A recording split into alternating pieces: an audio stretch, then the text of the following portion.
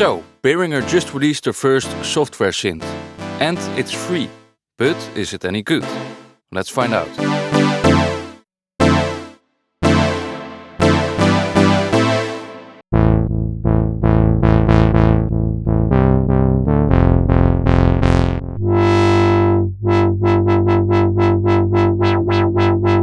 Okay, so the first thing I've noticed is that the interface looks like an exact copy of Ableton's analog synth.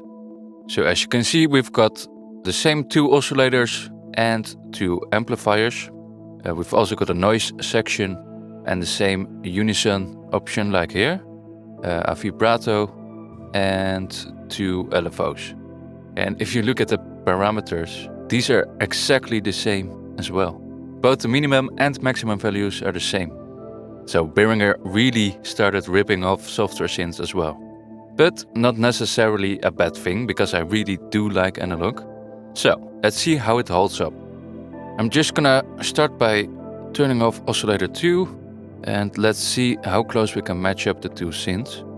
So oscillator 1, let's set it to saw wave, no pitch envelope. We also got a sub oscillator, but let's turn that off as well. Oh yeah, by the way, this really is an early version because my sustain pedal isn't working. And also, which is weird, is that I can't really find an init preset. So the only way to reset it is to load it up again.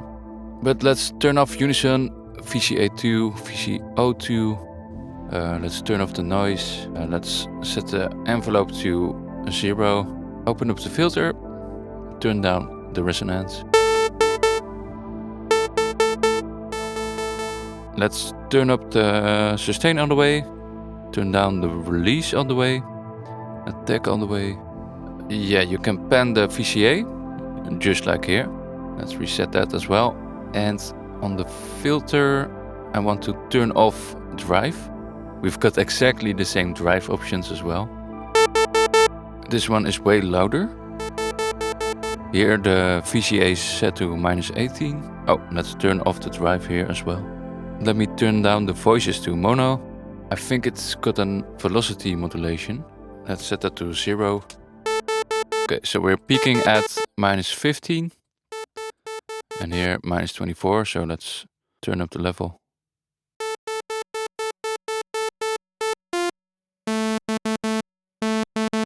Okay, now let me grab Fab Filter so we can look at the spectrum.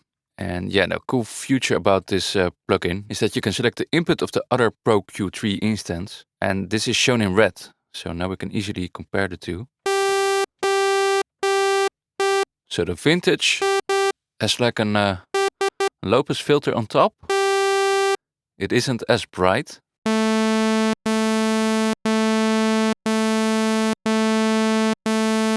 So that's the first difference. But yeah, let's compare the other waveforms. So the sine. And yeah, both have a random phase, just like a real analog synth. So if you play them both, they will amplify or attenuate each other.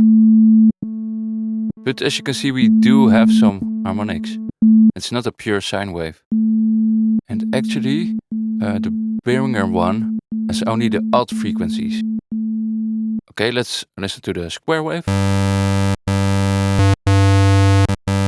And of course I need to check the pulse width. Let's set it to 100%. Okay, yeah, so it's the same difference. We've got a little bit of a roll at the high end. And we do have like a very low frequency bump in the analog version. So almost like a DC signal.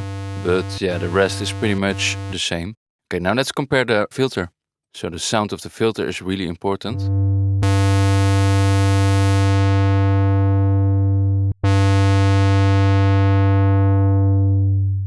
As you can see, the filter curve is a little bit different as well. So the Behringer one dies off quicker. And it also seems to filter out a little bit more. So if we completely close the filter and we compare that. Yeah, as you can see, the analog one doesn't close down completely, but the Behringer one does. Let's see if we can match this. So if you look at the harmonics, I think the Behringer one is a little bit steeper The filter is set to a little bit over 9 o'clock, and that's basically the closed position of analog. Okay, so that's another difference. The filter. Now let's listen to the resonance, and I'll use the noise source instead. Yeah, as you can see, the biggest difference is the filter. It just doesn't go as high as analog. Anyway, we need to match it a little bit by looking at Pro Q. But as you can see, if you turn up the resonance here, it doesn't get as loud, while on analog, there's a huge difference. It even starts clipping right now, so I'm gonna turn down the output level. So there's a huge resonant peak over here. So the dynamic range is much bigger. Okay, let's see if we can match the levels.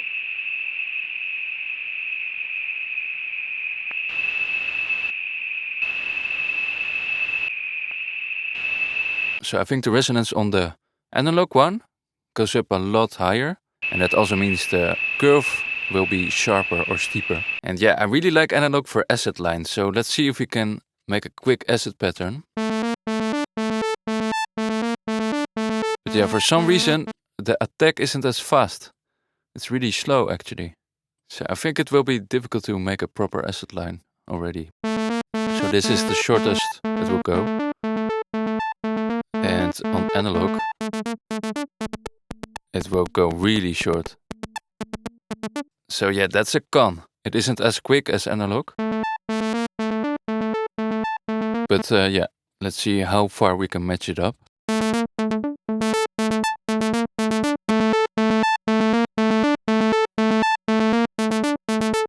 Yeah, it's difficult. It's too slow. It's impossible to make an acid line out of this. It will never be as punchy and as quick as analog. And let me just play around with the resonance.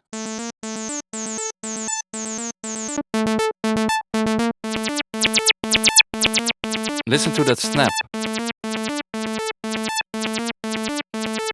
That's some proper acid filter. Ooh. But this one.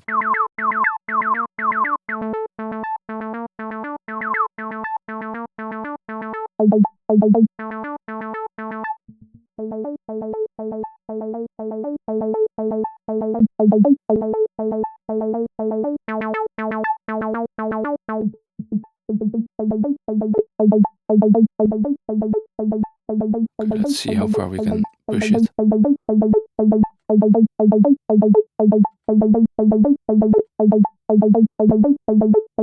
It's not as punchy. So no, it's not an acid machine. Well, let's try to make another sound. Let's try to make a pad. Because yeah, that's what vintage polysynths are famous for. Okay, so I've set up both synths in a similar way.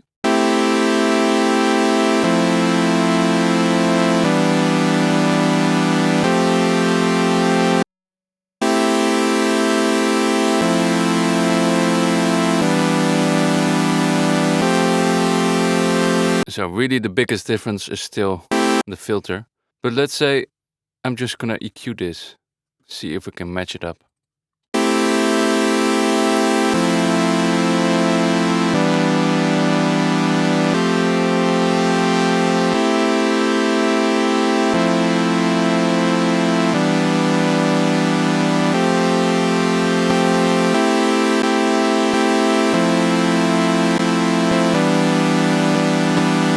Yeah, so now it's pretty much the same.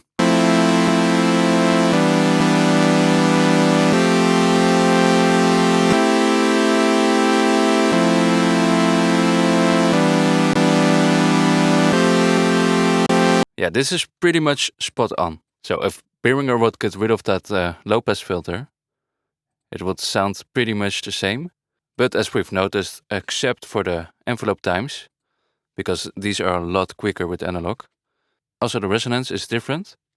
So yeah, some sounds like pads would be comparable. But now that we have a pad, let's listen to the Unison.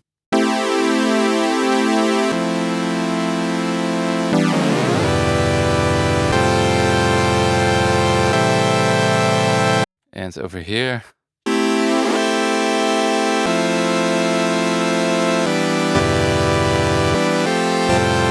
Here it goes an octave lower, it seems.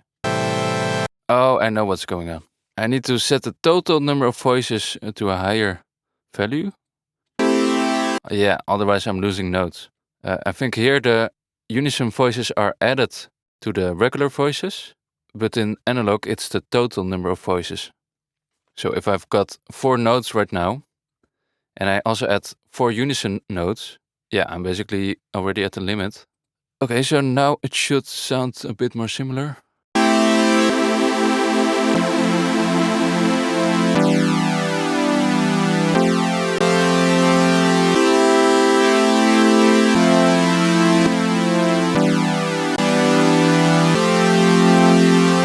This one sounds a little bit more flanchy, but it's impossible to set it to exactly the same detune amount.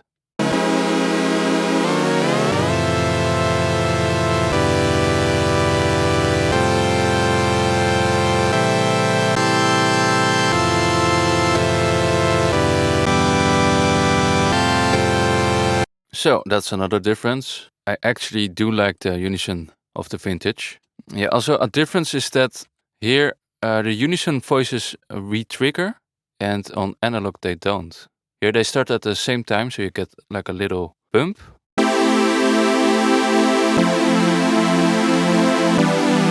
And here they don't.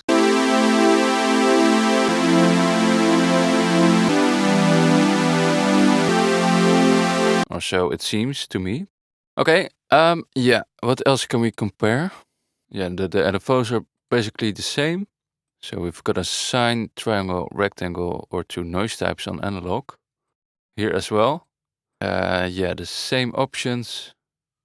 It really is the same synth, except for the sound. Yeah, so it's controlling the filter cutoff by default.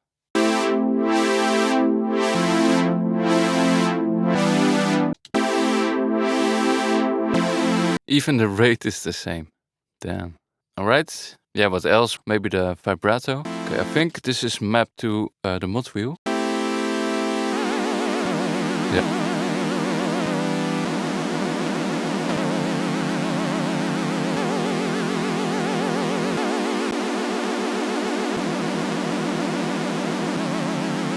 Well, yeah, actually, it sounds a little bit tighter here on the vintage. So I think this vibrato effect also re-triggers. Yeah, of course, we've also got 4 different filter types. So here you've got low pass, band pass, notch, high pass, and formant. And here as well, low pass, bypass, high pass. Oh, but no notch actually. Probably to prevent getting sued or something. Oh yeah, a trick I also use is to boost the resonance with a high pass filter. So you can really add a ton of low end.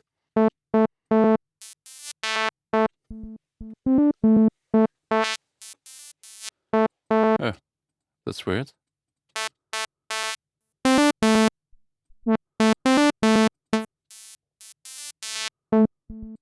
It sounds more like a band pass actually. That's weird. Yeah. Okay, I think that's a bug.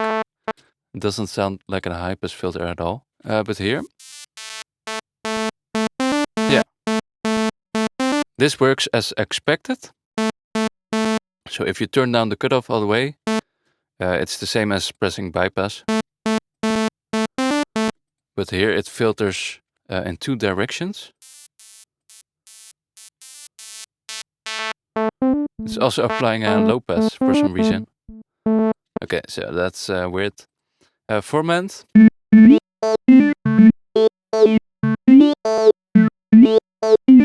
Oh, it's clipping a lot actually. Ooh, whoa, and there it shuts off. Okay, also a bug. It's still clipping. Damn.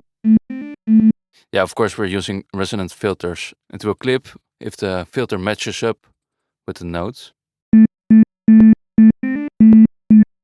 But yeah, that makes it a bit hard to compare the two. If you turn up the resonance more.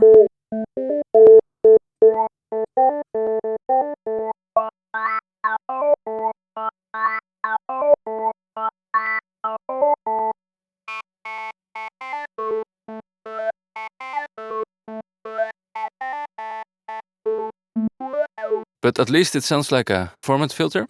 Okay, so let me just run you through some sounds, so without comparing.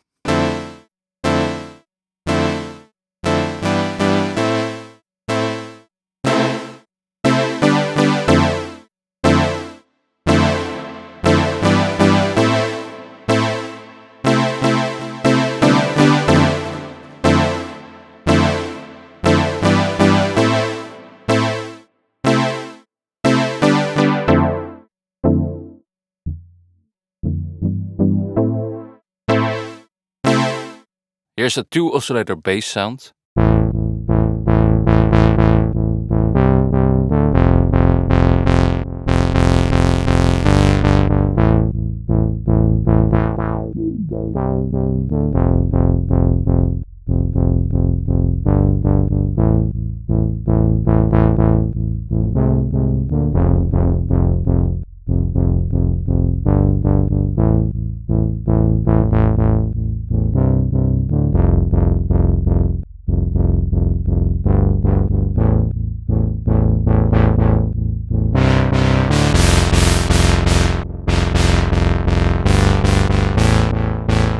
Another thing I noticed, if you lower the pulse width, here, look at this.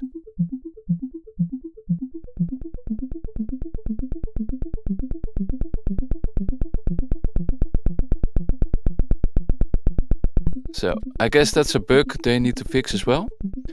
But anyways, I wanted to make an ARP sound.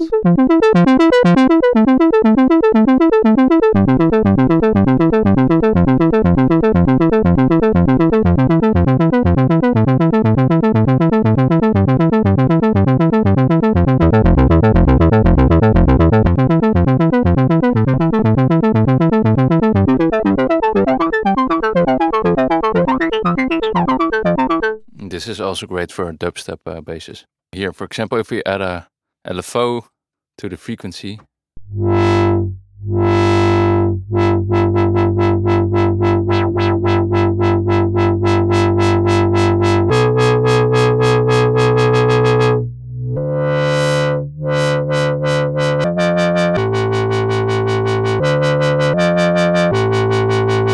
Or you can also add a LFO to the pulse width.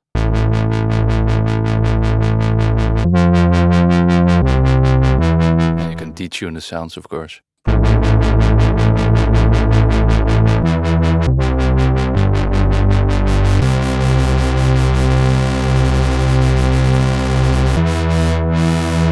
So to recap, it's not as quick as analog, especially for acid bass lines. The resonance is less steep. The Unison sounds a little bit different, but that's not necessarily a bad thing. And yeah, the main difference is again the low pass filter on top. There are some bugs left, so like the sustain pedal that isn't working. There's no init preset. And yeah, this high pass filter isn't really a high pass filter. But other than that, for a free synth, I think it's not bad at all. You can definitely create some cool tones with this. And of course it's usable in any DAW, so that's a plus. So, if you're just starting out and you just want to find a good analog sounding software synth, then you should definitely get this one. They just need to fix a couple of bugs, but after that I'm sure it will run just fine. And yeah, it's great for analog pads, maybe not as much for acid lines. It does look like a total rip-off of analog, but analog is a good design, so I get why they choose to copy it. Alright, well, let me know what you think about this synth, or if you have any questions, or if I did something wrong. I'd love to hear it. Alright, but that's it. I'll see you all next week with another tutorial.